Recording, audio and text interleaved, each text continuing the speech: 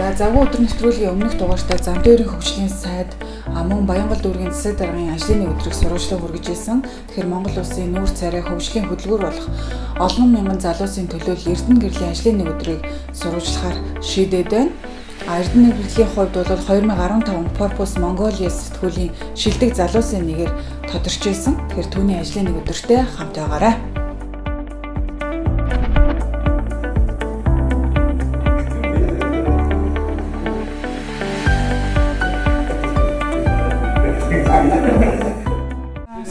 Самена. За, өнөөдөр өглөөний хорог хэлэн хөгжилтэй болж байгаа шиг л байна. Тийм.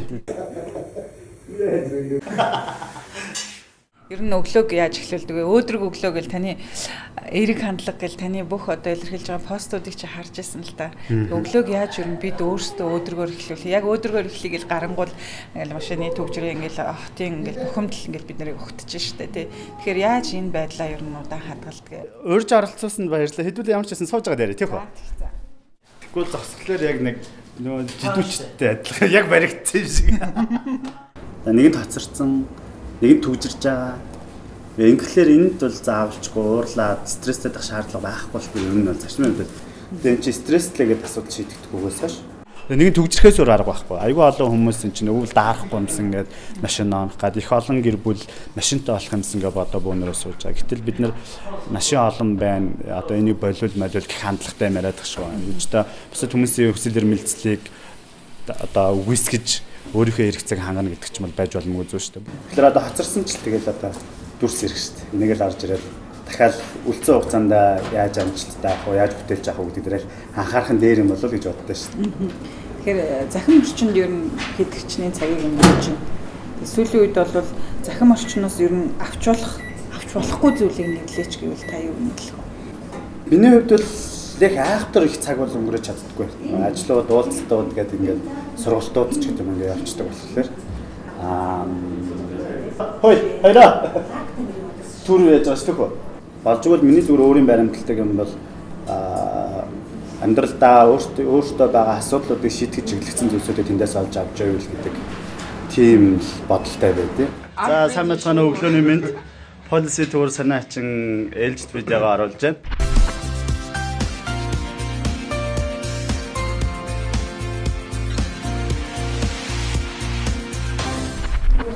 Сүүлийн үед ямар ном уншиж байна? Дараа нь ямар ном уншихаар төлөвлөж байгаа вэ? За сүүлд уншиж байгаа ном гэвэл кандид буюу өдөр үзэлгээ ном байж байгаа. Энэ ямар учиртай яагаад энэ номыг уншсаг гэхээр сая нэг хэсэг бас урсгал засвар хийгээд эмнэлэг тавьчихсан. Тэр хооронд надад нэг найз маань эргэх хугацаанд орж ирж бэлгэлсэн. Яагаад энэ номыг уншсан юм бэ гэхээр ер нь зүгээр бид нар нэг юм хий хоосон ихтгэл үнэмшил өдөр үзлээс илүү өөрийнхөө амьдралд байгаа бодит үнэн хатуу ширүүнтэй нүүр тулаа тий. Тэгтээ тэр өдөр үзэл чинь өөрөө ингээ хүмүүсийг юм яг л одоо ховсдож байгаа юм шиг ингээ асуудлыг шийдэж өгөхгүй мөртлөө тэгээ нэг л гоё болж гэн л гэдэг бодолтой байлгаад байдаг. Тэгээ ийм зүйл байд юм байна. Тийм учраас энийг бас бодолцож үзэх хэрэгтэй юм биш үү гэдэг ийм өнцгөр л харж. Нэг юм бас ингээд өчигдөр бодож л байлаа. Тусал хийлгээр ингээд зөндөө олон тусал хараа юмнууд байгаа. Тэгээ ингээ хараа сууж ирсэн. Бид нар биендээ хэрэгтэй зүйлийг бол ингээ шахуулаад авчих юм шиг байна. Сэтгэлдээ, толгоондоо, тархиндээ хэрэгтэй зүйлээ яаж олж авч чадах юм болоо. Одоо уншия гэж бодож байгаа номнууд бол яг хөдөлмөрийн эдийн засгийн чиглэлийн номнууд олж авч цуглуулж унших бодолтой явж байгаа. Завгүй байна гэл одоо ном унших цагаа ер нь яаж зохицуулдаг? Ямар цагаараа илүү ном уншдаг вэ? Ном унших гэж хэлэх маш амархан. Уншаад сурцсан үед. Юу яриад байгаа бэ? Яа унших байгаа. Би яг тэртех 8 дугаар ангид энийг сонсч байсан байхгүй. Ном унш сонсгоор биш. Юу ном гэж боддог тийм. Хийдэг ажил маань өөрөө бараг уншихыг шаарддаг. Бусдаас илүү их мэдээлэлтэй байх, илүү төрүүлж мэдсэн байх, илүү өргөн агуулгаар мэдсэн байх гэдэг ингээд тийм юмыг шаарддаг учраас бараг ажил маань унших болчиход байгаа. Болжгүй 7 хоногтоо нэг тэдэн цагийг уншихад заавал зарцуулна. Өдөртөө тэдэн минут тэдэн цагийг уншихад заавал зарцуулна гэчвэл амар юм шиг байна. Ном уншдаггүй хүнтэй сууж байгаа бол дахиад нэг бодоод үзээрэй гэсэн байсан. Яг нөгөө гэр бүлийнхаа хүнийг сонгохдоо яг энэ сонголтыг өөрөө яг хийж чадсан уу? Сонголтондоо энийг анхаар гэхээс илүүтэйгээр нэг энэ өнцгөөс нь ном уншаач гэдэг тийм мессежийг л өгөх гэж оролцсон. Ном сайн уншаарай. Унших үйл явц ч өөрөө хүмүүсийг суралцахад айгүй чухал үүрэг гүйцэтгэдэг нэг үйл явцаа тий. Унших үйл явц хүнд өөрт нь нэг юм өөрийгөө шинээр нээх. Тэгээ өөрийнхөө нэг юм одоо ялангуяа нэг боч гараа явж байгаа хүмүүсүүдийн хувьд өөрийнхөө шин зарчимтай болох, шин одоо хандлага тогтоож олж авах тийм үйл явцад айгүй маш их дэм үгд юм байна.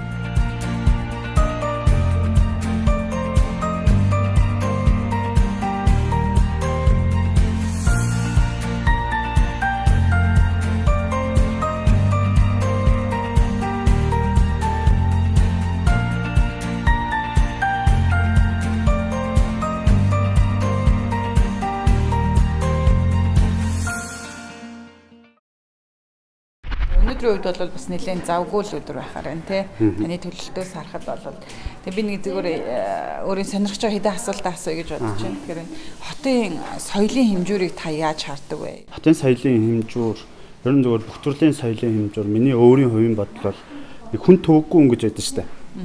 Тэгээ бусдад төвөг болдоггүй. Тэр хэм хэмжээнүүдийг зөрчөөд байдаггүй. Тэрний тухай талаарх ойлголттой ийм зүйл. Ер нь яг хүмүүс бусдын дургуг хүргэх гээл хотын соёлд одоо нийцэхгүйгээр үйлдэл гаргаад байгаа юм бол бас үгүй. Энд чинь өөрөө хотчих үйл явц, цивилизац гэж ярьдаг юм да, иргэн шиг үйл явц чинь ингээд тодорхой юм хугацаа шаардлагатай. Тэгээ бидний хувьд чи ийм олон машинтай, ийм олон гоё кофе шоп, магадгүй ийм олон гоё ийм тогтчлттай coworking space ч гэдэг юм уу те ийм юмнуудад ингэж байж үтсэн туршлага багхгүй. Тэгэхээр энэ үйл явцууд нь одоо бид нарыг суралцсан харьцангуй хурдан сурж байгаа л гэж би даарч байгаа. Тэгэхээр одоо бид бол хүссэн үсээгүй улс төрт орж гинөө. Тэгээ сонирхож эхэлж байна тий. Тэгэхээр саяхны таны бас постноос харсан чинь тийм мэдээлэл гаргасан байсан. Тий. Тэр мэдээлэл бас их сонирхол татчихсан л да. Ёс зүйн хувьд асар буруу зүйл. Өөрөө нийгмийн тогтолцоо чинь ёс зүй гэдэг ойлголт төр crowd culture гэж ярьж байгаа нийтийн соёл гэдэг ойлголт төр тогтчод учраас энэ өөр аюу буруу үлгэр дуурайд жишг үзүүлж байгаа үйл явц сонголт хийх үйл явцад өөр аюу том ихтгэл алдах нөхцөл үүсгэж байгаа учраас миний хувьд бол харьцангуй буруу зүйл тий буруу зүйл гэдэгтээ санал нэг байгаа. Улс орны хөгжлийг та яаж харж байгаа вэ? Би бол хаанч очисон хэлдэг нэг нь бүр ихтгэл үнэмшилтэй байдаг. Альва гэр бүл, альва улс орон, альва байгууллага, альва баг эсвэл мэдгүй альва хилцс газар тэр багийг, тэр улс орныг, тэр гэр бүлийг тэр байгууллага ямар сэтгэх үйтэй, ямар өрсөлдөх чадвартай, ямар хандлагатай, ямар сэтгэлтэй, ямар зүтгэлтэй хүмүүсүүд бүрэлдэж байгаа, бүрэлдүүлж байгаа вэ гэдгээс шууд хамааралтай гэж би бол таардаг. Тэгэхээр улс орон нийт дээрээ хүнийхээ хөгжлийн төлөө явах хэрэгтэй, байгууллага хүнийхээ хөгжлийн төлөө явах хэрэгтэй. Нөгөөдгөр миний нэг бодож яддаг хөгжлийн тухай дараагийн нэг ойлголт бол альва байгаа зүйлийг үгүйсгэх биш. Дараагийн шин төвшөнд гаргаж ирэх. Шин төвшөндөө гаргаж ирэхэд бол өмнөхөө үгүйсэхгүйгээр байлгаж байгаа шин төвшөнд гаргаж чадж байгаа үйл явцыг би хөгжил юм болов гэсэн өөрийн зүгээр итгэл үнэмшилтэй байд.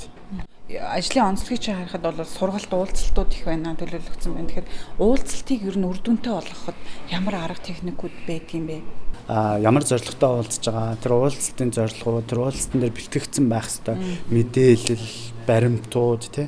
Тэрэндээ орж ирэхдээ, тэр уулзалтанд орж ирэхдээ тэр бэлтгэгдсэн байх ёстой сэтгэл санаа, хандлага нь хүртэл тогтсон байх ёстой.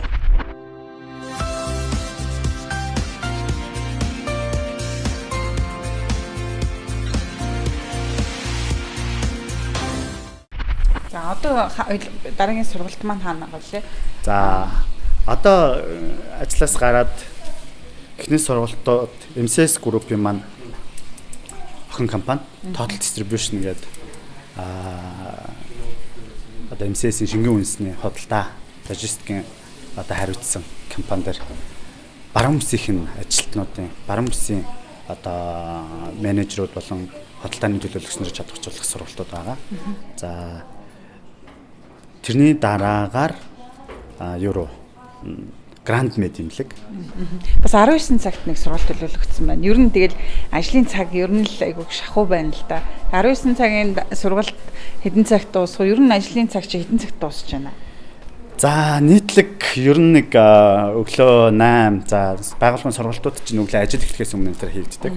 Тэгэхээр 7 хоногийн 1-2 өдөр нь бол нэг өглөө 7-оос ажил эхэлж байгаа жишээний. За тэгээ нэг 8-9 бол тогтсон цаг гэхээс илүү харилцагчийн захиалах цагуудад л нийцэж эхэлдэг. За орой бас л дахиад нэг ажил таарсны дараа сургалтууд энэ төр хийгддэг болохоор орой 20 цаг орчим дээр л одоо юу яаж ажил дуусж байгаа. Өнөөдөр оройны хамгийн сүүлийн маань сургалт болохоор төрийн тусгай албаагчдын эмнэлэг дээр энэ бол яг захиалах сургалт гэхээс илүү тэр миний өөрийн нийгмийн хариуцлагынхаа хүрээнд тэр хийдэг ажлууд юм аа нэг. Тэрний юу юм гэхээр оюутнуудад яриа их хэвээр хууны бүтээн зөрчилдөг чадвартай холбоотой нэг яриа их хэвээр. За бүгдээрээ явцгаах уу те хамт. Тэгээ тий. За.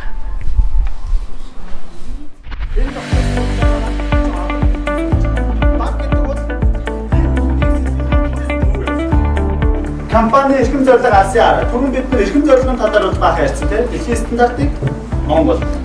Одоо асаа араа.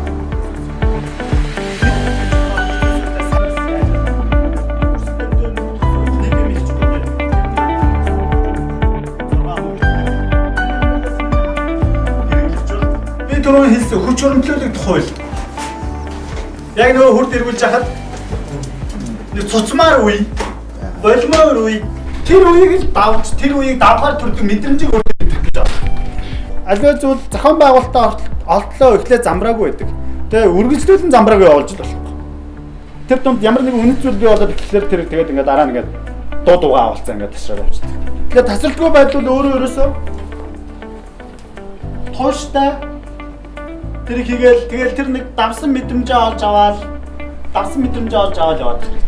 Манай бүсгүйчүүдэд нэг тийм юм байдаг шүү дээ. Та нар анзаардаг ба. Нэг тийм үсээ нэг амар гоё янзлуулчихлаа өөртөө зогсноор янзлуулчих нэг зөв мэдрэмж төрдөг үү. Яа, тэгээ дэлхийд байгаа царийн ганц эмэгтэй биш санагдаж шүү дээ. Асуулт хөнгөн те. Яг тэр мэдрэмж ойроо шиг гэсэн. Тиймэрхүү. Тэгээ ажиллаас авч байгаа мэдрэмж. Ингээд өөрийгөө бүр ингээд үнэхээр тоомоор тийм мэдрэмжийг олж авч байгаа гэсэн. Тоохооргүй явах юм бол тэгэл болоо. Та өөрийгөө өөрчлөхөөс өөр арга болсон байна л гэсэн. Болсон те. Окей. За баярлалаа амжилтсан.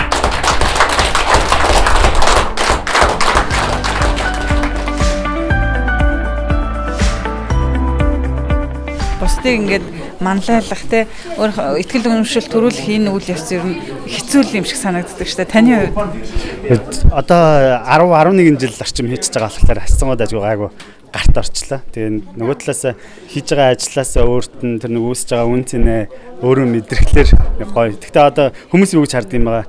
Заримдаа тэгж ярьсан нэг дуусан дундаа өөрөө уураад гэдэг шиг яваад байдаг байж магадгүй юм л да. Тэгээ ямар ч байсан энэ нэг хүмүүст урам зориг дээрээс нэг хийх ажилтай холбоотой гарцуудыг аль болохоор бүтээлчээр нэг уйдаачихгүй шиг хэлээд өчглөөр л нэг гоё мэдрэмж авдсан шүү дээ. Тэгээ яаж ч ядарсан байсан нэг хүмүүсийн дараа нэг тэр харж байгаа харц тий арай өөр үүдэг. Тэгээ тэрийг л мэдэрхэл их гоё юм да. Ажлын бүтээмжээ ер нь бид ер нь яаж нэмэгдүүлэх хэрэгтэй гэдэг юм. Өглөө эрт тусаад бүтээмж нэмэгдэх үү? Эсвэл шөнө ороо юм ажиллаа хийгээд тэгээд бүтээмж нэмэгдэх үү? Та энэ тал дээр бас ямар вэ? Ер нь ингээл зөксөө цаггүй амар их ажиллаад байх нь бол өөрөө бүтээмжийн гол эрхэл биш. Оногдсон цаг хугацаанд тэр цаг хугацааг зөв сайн ашиглах тал дээр. Тэгээ ингээд цаг төлөвлөлтийн нэг хоёр хэлбэр өндөр цаг, урт цаг гэж хоёр ойлголт байгаа. Өөрөөр хэлбэл өндөр урт цаг гэдэг бол өдрүүдийн нийлбэр. Тэгээ бид нар 7 хоногор нэг ажил төлөвлөдөг шүү дээ. Энэ бол ажлын урт цаг. Өндөр цаг гэдэг нь бол тухайн өдрийн одоо юу байгаа байхгүй. Одоо 7 хоногийн өдөр бүрийг үр дүнтэй ашиглахын тулд өндөр цагийг их сайн ашиглах хэрэгтэй. Бид нар өглөө их эрт босож ажиллах гал эсвэл орой их сууж ажиллах гал энүүгээрээ ингээ нөгөө бүтээмжтэй байгаагаа илэрхийлэх гэж орлоод байдаг. Тэгээ энэ нь бол өөрөө асуудалтай юм байна. Яг бол хүмүүсийг буцаагаад ядрах организм ч өөрөө ингээ тэр ачаалаад ийлэхгүй байх нөхцөл үүсдэг. Тийм учраас оногдсон цаг хугацаанд илүү их хөдөлмөрлөх гэдэг нь бүтээмж биш. Аливаа ухаалаг хөдөлмөрлөх гэдэг нь л өөрөө бүтээмжээ илэрхийлж болж хуурчаад байна гэдгийг л хэлэх гэж их ордлоо шүү дээ. За баярлалаа. Тэгэхээр дараагийн сургалт маань хаанаа болоо? Одоо хэдүүлээ юу руу явна? Гранд мэдрэмлэг. За манайхны хувьд бол ингээд ер нь л байгууллагуудын менежментийн процессыг өөрөө ер нь ойролцоо байдаг учраас энэ удаад гранд мэдрэмлэгийнхэн дээр эмнэлгийн үйлчлэгээний чанар хүртээмж тэгээд үйлчлүүлэгч танд хандлага харилцаа дээрэс нь нэг ажилласаа сэтгэл ханамж авах уу ажилдаа сэтгэл хангалуун байх вэ гэдэг агуулгатай холбоотой энэ сургалтууд байгаа. Одоо тийшээ явна да хэдэл. За бүгдээр явцгаах уу? За.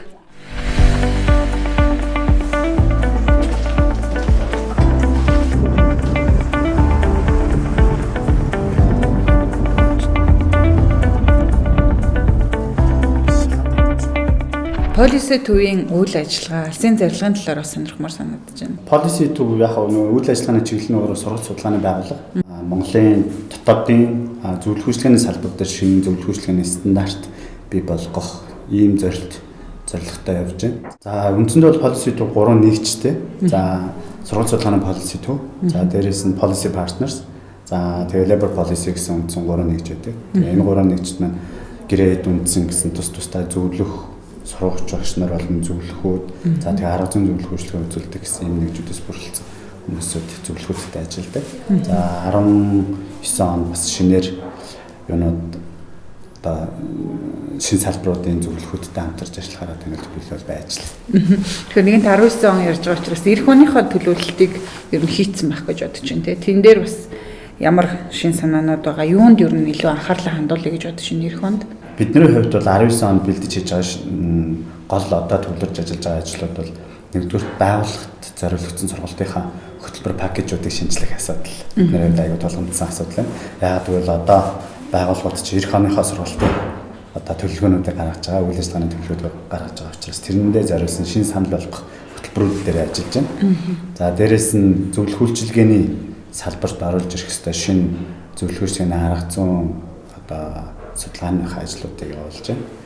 За нөгөөтэйгээр бас гадны нэг сургалтын байгууллагыг нэлээд алдартай байгууллагын сургалт зөвлөх үйлчилгээний компани франчайзинг оруулж ирэхээр төлөвлөн ажиллаж байгаа. Гэхдээ одоохондоо харахад задал хараа болоогүй. Тэгэхээр одоо харилцагч байгууллагууд гэдэг нэлээд таны ярианд их сонсогдож байна л да. Тэгэхээр ер нь хичнээн байгууллагуудтай харилцаж байна. Аль чиглэл рүү ер нь төлхөө анхаарч миний харж байгаагаар бол үйлчилгээний байгууллагуудын тэгээ илүү хамтарч ажиллаад байна уу гэж харж байсан. Оюутлогоо сайт дээр байна. Сургалтаа эхлэх өглөөний 6 цаг болж байна. Өнөөдөр ямар ч байсан их чухал нэг өдрийнхөө сургалтыг амжилттай игээд дуслаа. 150 бараг 200 орчим залуучуудад манлайлал болон хувийн хөгжлийн чиглэлээр сургалт зохион байгуулна. Үйлчилгээний салбар дээр илүү их мэрэгшиж энэ чиглэл рүү арах юм төлөвлөгөөтэй байж байгаа. За өнгөрсөн 18 оны өдөр бид нар сая л зүгээр яг наривчилж гаргаж бас хамжаагүй. Дунджаар нэг ойролцоогоор 90 орчим компанид аж ахуйн нэгжүүдэд сургалт өгсөн байна.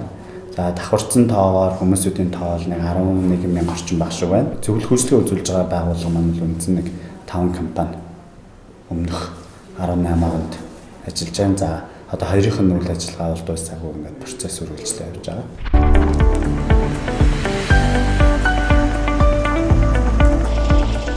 Өнөөдрийн үед бол нэлээд завгүй ачаалттай л өдөр байна л та тий. Ер нь өдөр тутамдаа ийм байдгүй. За ер нь нэг 7 хоногийн нэг ойролцоогоор 2-3 өдөр нь бол нэг иймэрхүү янзтай л байгаа. Тэгэхээр ер нь сургалтын үр дүнгээ та яаж гаргадаг вэ? Мэдээж сургалтын дараа хүмүүсүүдээс олж авч байгаа нөгөө тэр хүмүүсэд нэг орж байгаа урам зориг байна. За дээрээс нь сургалтын дараа хүмүүсүүдийн хэлдэг комментүүд байна. За ямар ч гэсэн хэрэгжүүлэхээр ийм юмнууд байна. Нилээ ямиг ойлгож авлаа. Ийм гэж бодох хэрэгтэй байсан юм байна.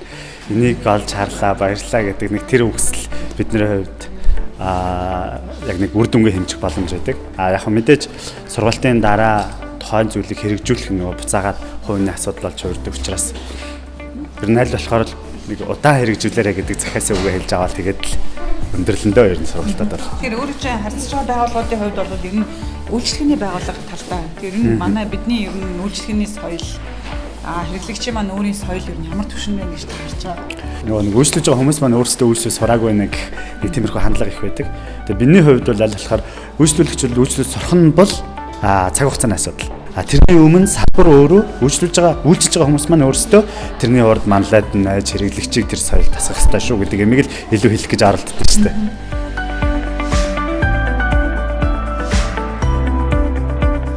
Одоо би юм дээр грант мэддэг.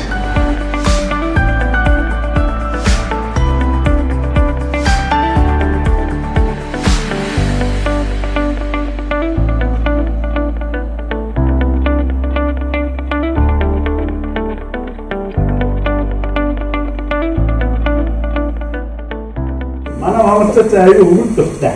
Одоо босны бодлоор хоёр юм яриад зогсчихсан чинь хоёр согч байгаа хүн цагнаад байгаа санагдаад ахаар нөгөө хоёр чимээг болсон чинь хаад гэнэ.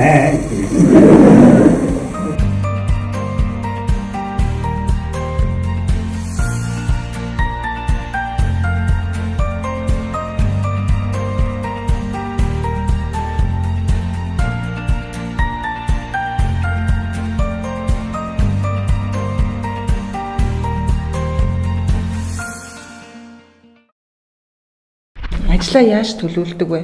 Хэрхэн ажлын төлөвлөгөөгөө боловсруулдаг? Одоо бусдыг хөгжүүлэхээр ажиллаж байгаа одоо танай багийнхны хувьд өөрсдийгөө та бүхэн яаж хөгжүүлдэг вэ? За бидний сурдаг хөгждөг аргачлал бусад хүмүүсийнхээс арай жоохон өргөнц байж магадгүй. Тэрний юу гэхээр баг харилцагчдаасаа суралцдаг гэхэд болох юм байна. Өөрөөр хэлбэл сургалт өгж байгаа байгууллагууд маань биднээс шаарддаг шаардлага байх ёстой стандартууд гэж нэг юм байна. За тэрүүгээр бид нэр хөгжиж явж байгаа. За нөгөөдгөр мэдээж манайхны хамгийн их баримтлагдаг зүйл бол унших ёстой. Сайн судлах ёстой.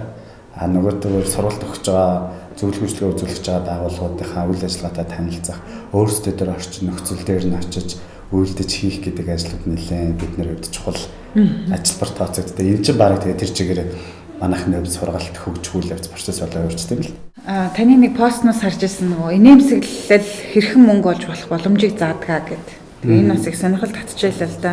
Тэгэхээр та хичнээн хүнд ер нь энэ боломжийг заасан. Саяны энэ тоо 11,000 гэдэг тооноос гадна ер нь энэ боломж таны заасан энэ боломжийг юм хүмүүс ашиглаж хэрэг ашиг олсон бол та ер нь сонирхож үзсэн үү?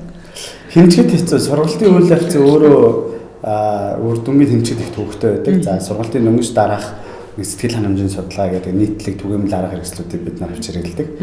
Миний хэлээд байгаа гол юм үүсгэнэ салбарын нэмсгэл бол өөрөө мөнгө шүү тий. Нэмсгэл бид нар зөвхөн бараа бүтээгдэхүүн үйлчилгээ одоо нэг аяг кофег зараад мөнгө болоод байгаа ш. Кофетай хамт сэтгэл ханамж, кофетай хамт мэдрэмж, кофетай хамт одоо тавтах тий. Кофетай хамт гэдэг ингээд ийм олон зүйлийг зарж байгаа шүү гэдгийг л одоо битэмэртараа гэдэг.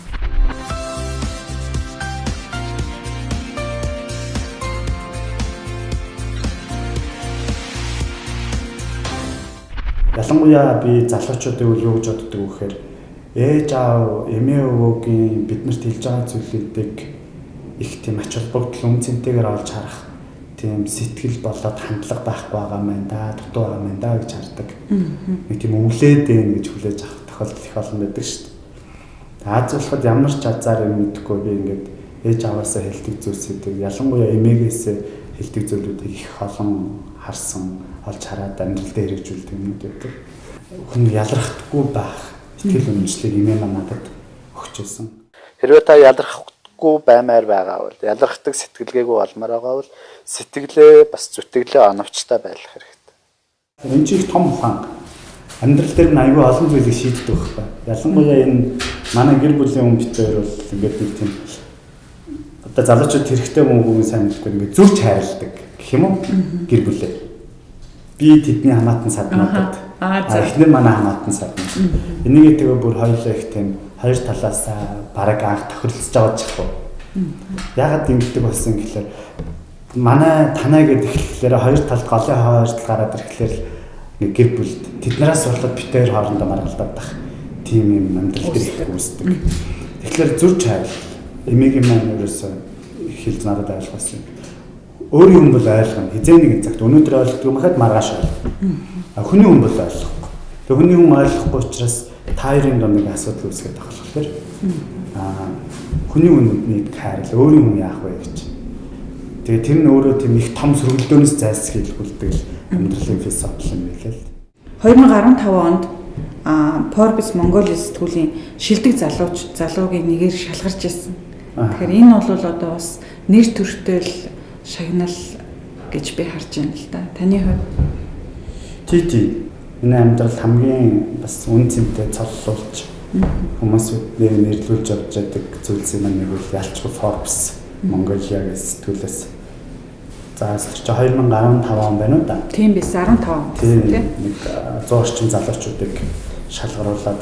Тэгээ надад юу нэг үн цэнтэй гэдэг нь гэхээр энэ шалгарсан үйл явц нь өөрөө надад маш гайхалтай.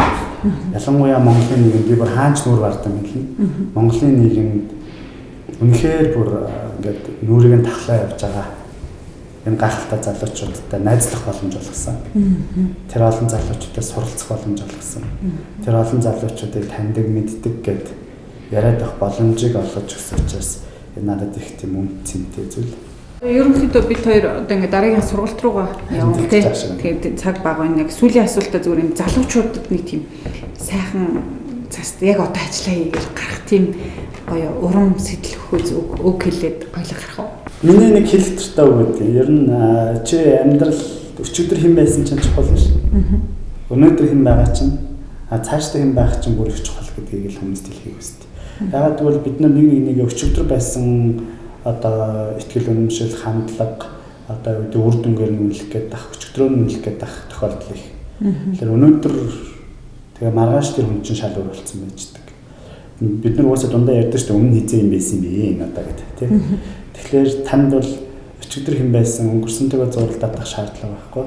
Өнөөдөр хэн байгаа чинь тэгээ цаашдаа хэн болох гэж зүтгэж байгаа чинь их чухал шүү. Тийм учраас энэ үгийг өөрөлдвөл өнөөдөр маргааш хоёр та өөрчлөгдөх хүссэндээ хүрэх боломж байгаа шүү. Хоёрдугаар таны маш олон мөрөөдөл, маш олон ихтгэл үнэмшил, зорилго чинь бусад хүмүүсийн хувьд бодит байдлаа. Миний хувьд ч гэсэн миний мөрөөдөл, миний бодож явдаг зорилго зүйлсүүд бусад хүмүүсийн хувьд одоо бодит байдал гэдэг. Миний хувьд мөрөөдөл тийм. Тэгэхээр энэ боломжгүй гэсэн үг биш юм гэдэг ихтгэл үнэмшил тийм байгаа. Өөрөөр хэлбэл бусад хүмүүсийн хувьд бодит байдал чинь танд ч гэсэн боломж байгаа. Тийм учраас хичээгээрэй гэдэг ийм үгийг л хэлэх байна. За.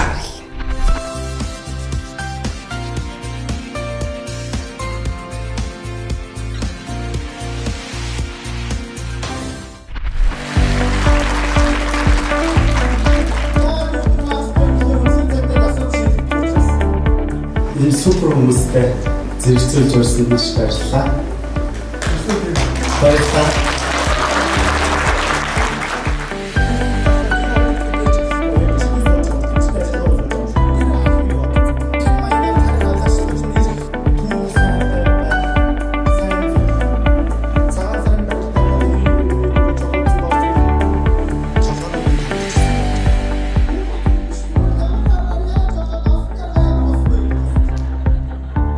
Та нар ирээдүг авч явах шинэ үеийнхэн тэрэндээ итгэл үнэмшилтэй бай.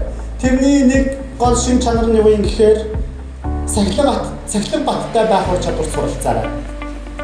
Хувийн сахилга бат. Сахилга бат гэдгийг бид нар юугээд ойлгоцсон гэхээр диктатор хэм маяг хүмүүс дарлуулж марлуулах ойлгоцсон.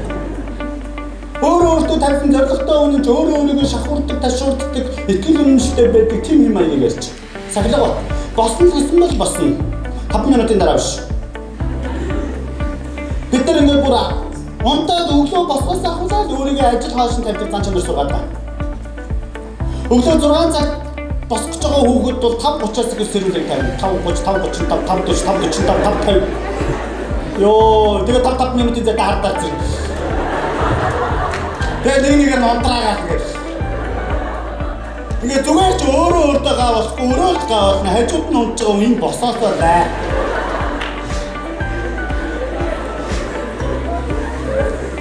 Их томын бодгоо болёо. Зүгээр л ингийн жижиг зүйлсүүдээс эхэл. Өөрөөр хэлбэл миний яриад байгаа ганцхан зүйл бодлоо өөрчлөх буюу сэтгэлгээгээ өөрчлөөд дуусчихгүй маа. Түүнийг үйлдэл чиглүүлэх ёстой. Монголчуудад байгаа нэг том алдаа тэр. Компанийнхаа байгууллагынхаа алсын хараны хараас бөөнөр рүү явдаг зүгээр өглөө бүртгүүлээд захиралдаа нэг харагдах тийм итгэл үнэмшилтэй. Би та нарыг тийм юм битгий болоосоо гэж хүсэж байна. Эмнэлгийн алсын хараны хараас явдаг. Манай эмнэлэг хэрэглэгч үйлдвэрлэгчийн сэтгэл хангалуун байлгаж өсөлтөх чадвартай мэрэгжлийн боловсон хүчнийг бий болгоно гэсэн алсын хараатай юм байна. Эрхэм зорилготой ч юм. Юм юм бол би шийсийг авдаг гэж явах юм. Шийсийг авдаг хүндэтгэл шийсийг авах юм. Ойлгож байна? Тэгвэр яах вэ? Хүнд муу мэдээ дуулахтаа хүртэл гэж. Тийм болов? Хацсан муу гайван дэчөө болж тийм хэдүүлээ ханаад турсан байх гэхдээ гайван ханаад турсан байх гэж. Энэ чинь сүүлийн үед эрүүл мэндийн салбарт эмгэн эмчилгээ сэтгэл засаг терапи гэж нэрлэдэг байгаа юм. Психотерапи.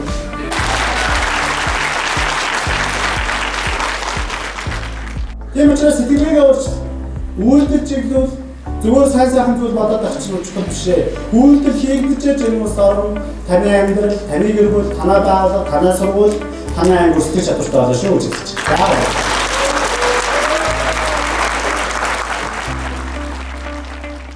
Тэгэхээр өнөөдөр манай нэвтрүүлэгт оролцож байгаа Эрдэнэгэрэл оролцогчийн хувьд бол өнөөдөр төрсөн өдрөнд тохиож байгаа.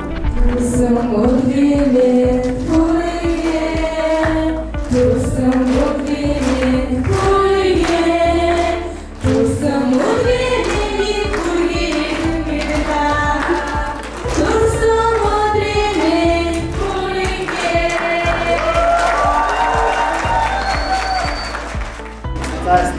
баярлалаа.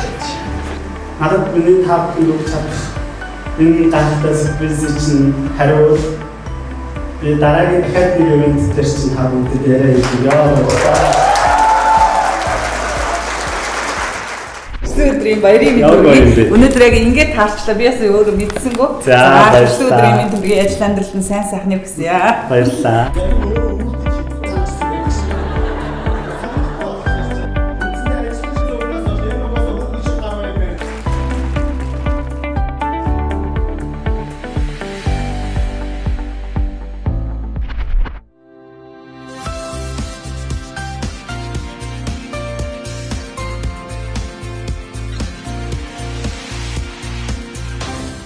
Манай нэвтрүүлгийн сурвалжлага одоо ингээд 8 цаг 20 минут гээд өндөрлөгт өгч чинь тий.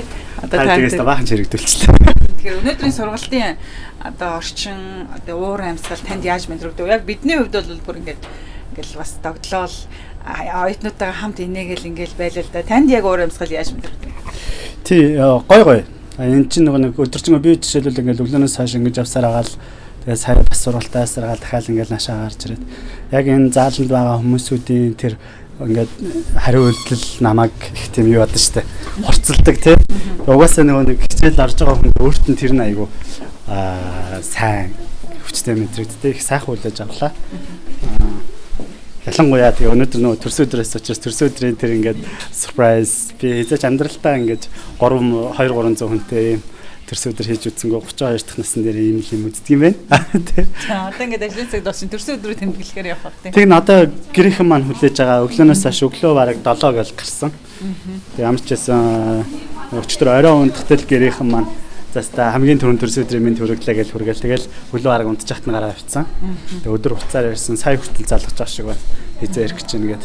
Өнөө үед л яг сүүлийн жилүүдэд жоохон гэрсэг болсон гэр бүлтэй ер нь бол төрсөн өдрийг гэр бүлийн өрөөнд тэмдэглэх нь хэцүү юм байна гэсэн бодол итгэлмжтэй болоод тэгээд тэр хэдүүгээ яарал явна да. За баярлалаа тань амжилт хүсье. Баярлалаа та хэдтэй ч гэсэн бүгдээрэнд нь ажилд нь амжилт хүсье. Урьж харуулсанд маш их баярлалаа.